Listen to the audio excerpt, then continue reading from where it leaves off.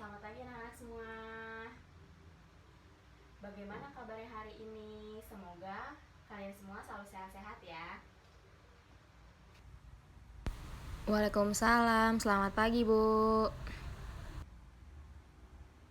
Jadi pada hari ini kita akan bahas tentang dunia tumbuhan.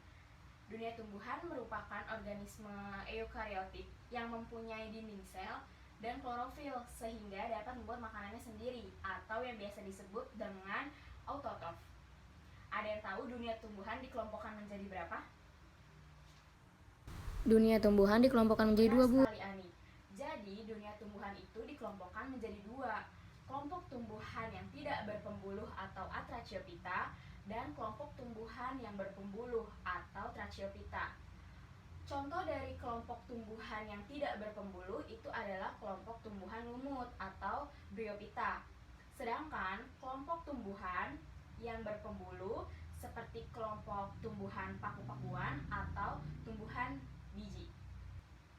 Pada pertemuan hari ini kita akan membahas tentang kelompok tumbuhan yang tidak berpembuluh atau contohnya di kelompok tumbuhan lumut atau Bryophyta. Nah, coba kalian pasti pernah kan memperhatikan di dinding, genteng, tanah, bebatuan, di tempat daerah yang lembab dan teduh, biasanya itu ada seperti hamparan beludru yang berwarna hijau. Nah, seperti itu kira-kira bentuk dari kelompok tumbuhan lumut ini atau Bryophyta. Iya, bila kalian mengamatinya dengan cermat, struktur tubuh dari lumut itu tidak sama dengan kelompok tumbuhan lainnya karena belum bisa dibedakan antara akar, batang, dan daunnya. Tumbuhan lumut atau Bryophyta hidup di daerah yang lembab dan basah. Tumbuhan lumut juga mengalami metagenesis, yaitu fase pergiliran keturunan, yaitu pada fase sporofit dan pada fase gametofit. Oleh karena itu, reproduksi aseksualnya dengan spora yang haploid dan reproduksi seksualnya dengan pembentukan gamet. Oleh karena itu, tumbuhan lumut dibagi menjadi tiga, yaitu lumut hati, lumut tanduk, dan lumut daun. Lumut hati biasa disebut dengan Hepaticopsida, lumut tanduk biasa disebut dengan Anthocerotopsida, dan lumut daun biasa disebut dengan Bryopsida. Lumut hati atau Hepaticopsida, tubuhnya ini terbagi menjadi dua lobus, sehingga tampak seperti lobus pada hati. Contoh dari lumut hati ini adalah Markhantia polymorpha. Ya, selanjutnya itu ada lumut tanduk atau Anthocerotopsida. Kenapa disebut seperti ini? Karena sporofitnya akan terus tumbuh manjang seperti tanduk. Makanya mengapa lumut ini disebut lumut tanduk?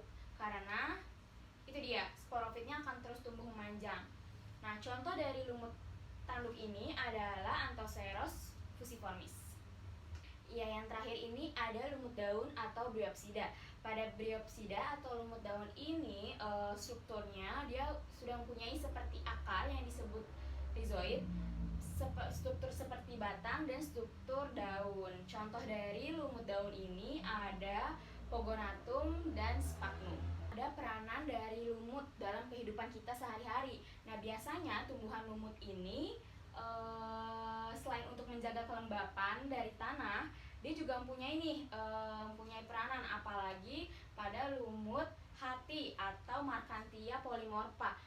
Markhantia polymorpha ini mempunyai kandungan khusus di dalam lumutnya. Makanya kenapa Markhantia polymorpha ini dapat mengobati penyakit hepatitis. Dan contoh lainnya pada Sphagnum. Sphagnum dapat dimanfaatkan sebagai pengganti kapas. Oke, baik. Karena materinya sudah selesai semua, apakah ada yang ingin ditanyakan dari materi yang sudah dipaparkan tentang tumbuhan tidak berpembuluh pada kelompok lumut atau Bryophyta? Tidak Bu. Ya, nampaknya tidak ada yang ingin ditanyakan lagi ya mengenai materi tersebut. Karena itu, kita akan mereview sedikit tentang materi tumbuhan lumut tersebut. Jadi, Ibu akan menggunakan model pembelajaran tentang make a match atau mencari pasangan. Oke, baik, akan Ibu jelaskan sedikit mengenai teknis pembelajaran dengan mencari pasangan ini terlebih dahulu ya. Jadi Ibu mempunyai dua buah tipe kartu, di mana tipe kartu yang sebelah kanan berisi soal dan tipe kartu yang sebelah kiri berisi jawaban. Masing-masing dari kalian akan mendapatkan satu buah kartu di mana bisa berisi soal atau bisa berisi jawaban. Nanti setelah kita membukanya dengan bersama-sama, Ibu akan memberikan waktu selama 2 menit untuk kalian semua memikirkan apa isi jawaban atau isi soalnya dari kartu tersebut ini. Setelah itu, Ibu akan memberikan kembali waktu 1 menit untuk kalian semua mencari pasangannya. Setelah kalian menemukan kartu yang sama berisi soal dan jawaban, boleh langsung kalian tempelkan di papan tulis ini. Di papan tulis ini sudah ada 2 buah poin, di mana poin 100 dan poin 90. Siapa yang paling pertama menempelkan pasangan kartu yang cocok akan mendapatkan poin 100. Setelah itu kita bersama-sama akan mereview kembali apa isi dari soal dan jawaban yang ada di dalam kartu tersebut. Bagaimana, semuanya paham? Kalau paham, sudah paham semua, akan kita lanjutkan. Paham, Bu. Langsung mulai saja, Bu. Iya, mulai saja, Bu, langsung.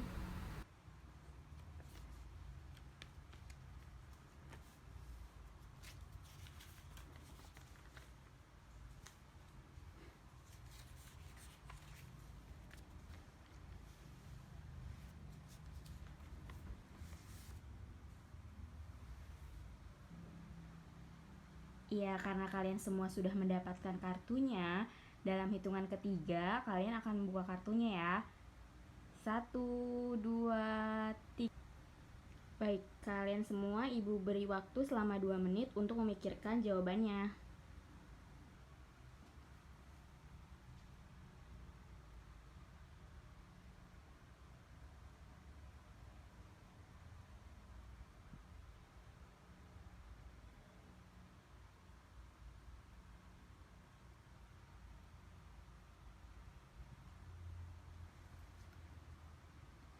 Baik, karena waktu tinggal sebentar lagi, siapa yang sudah boleh langsung menempelkan kartu jawabannya dan soalnya. Bu, kami sudah nih, Bu. Ani dan Caca sudah.